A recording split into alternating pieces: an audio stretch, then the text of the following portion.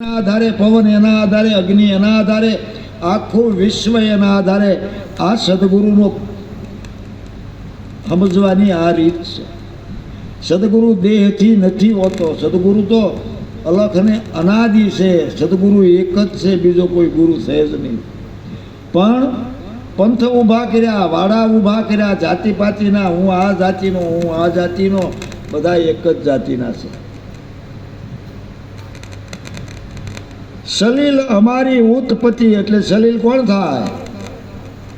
સલીલ કહેતા પાણી થાય. પાણી કેરો આ પિંડ રસાયો, અગમ છે આયો જોગી, અગમ છે આયો રૂપનો અરૂપ જોગી, અગમ છે આયો. પછી પવન, પ્રાણની જાત પવન છે.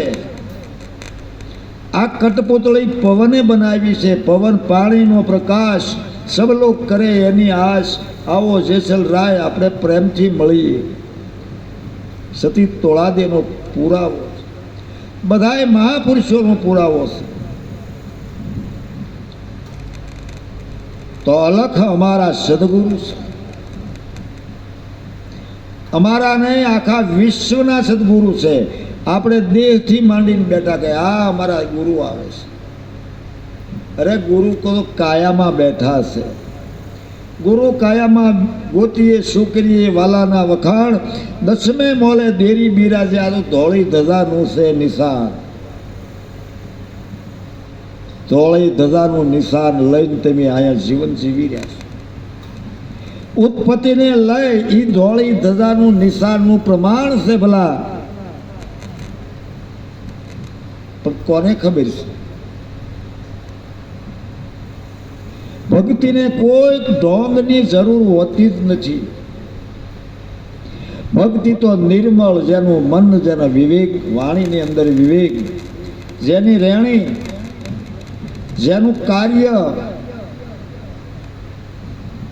અને જેની જિજ્ઞાસા. પ્રેમ વિના પાવે નહીં, ઉનર ભલે ને કરે હજાર.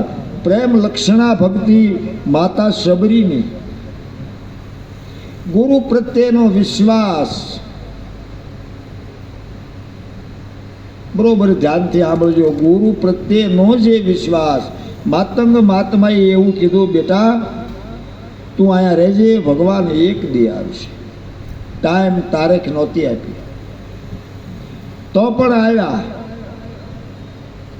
આખી દેખાતું બંધ થઈ ગયું, પગે ચલાતું બંધ થઈ ગયું, અને વૃદ્ધ કાયા થઈ ગઈ. ત્યારે આવ્યા. હાડા તળંજીમાં જોતા હોય તો ન આવે, એવી કોઈ સુવિધા જ નથી.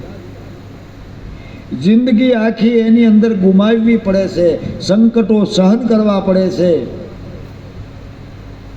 સતા ડગે નહીં. ગંગા માઈ કીધું કે મેરું ડગે પણ જેનું મન ન ડગે, ભલે ભાંગી પડે બ્રહ્માંડ, વિપત્તિ પડે પણ એ વળશે નહીં. આ સોહીનર હરિજનના પ્રમાણ.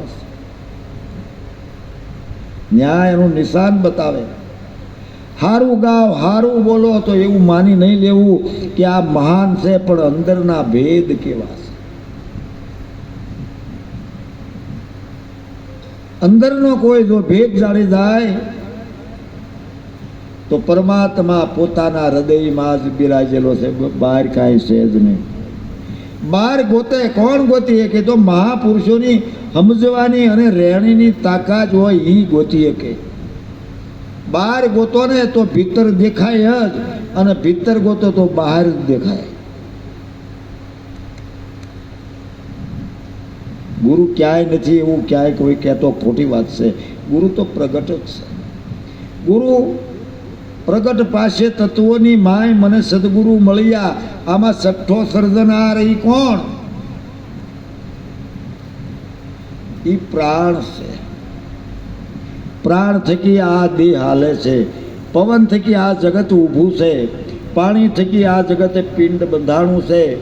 અગ્નિ થકી આ જગત જે કાંઈ ક્રિયા કરી રહ્યું છે.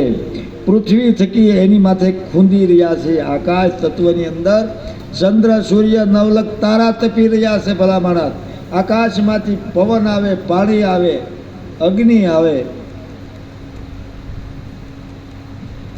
આ પ્રગટ દેવ છે, એને કોઈ ગણતું નથી, એને કોઈ બોલાવતું નથી ને એને કોઈ નમન નથી કરતું, એની કોઈ આરતી પૂજા કે એની કોઈ પણ જિજ્ઞાસાથી એના નામની 5 માળાય કરતું નથી. કામ કે એને કાંઈક બીજું દેખાડું છે. કઈ મહાપુરુષો વયા ગયા, પણ આજે એનું માન્યા નહીં. ભગવાન શ્રી કૃષ્ણ અર્જુનને કહીને વયા ગયા, એનું આ માનવાનું નથી. તો અમારા જગતનું તો કોણ માને? અમને તો ખોટા કહી દે તો શું કરવાનું? કાંઈ વાંધો નહીં ભાઈ. આવી આ દુનિયાની સામે સંતો જજુમ્યા છે. પ્રહલાદને એનો પિતા ક્રૂર બની અને એને થાંભલો પકડાવ્યો. કવડો વિશ્વાસ એ તો નક્કી કરો. થાંભલો દગાવીને કીધું, તારો ભગવાન જો આમાં હોય તો તું આને બધ ભરી જા.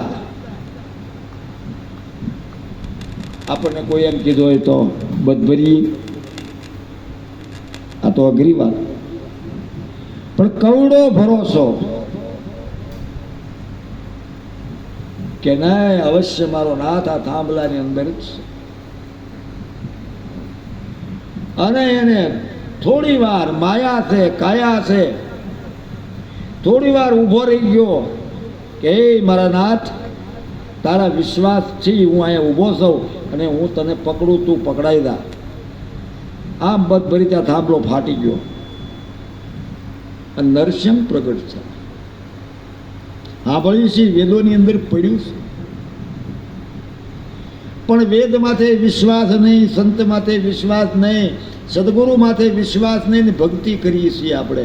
બરાબર છે, કરો તોય અમને વાંધો નથી, પણ એક વખત તો વિશ્વાસ રાખી દવો, જવો કવડું કામ થાય. કાળનો કાળ મહાકાળ જો તમારથી દૂર રહે